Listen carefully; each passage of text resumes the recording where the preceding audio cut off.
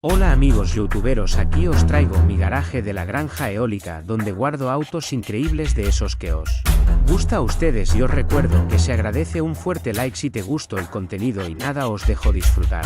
del garaje y sígueme para el siguiente, nos vemos pronto.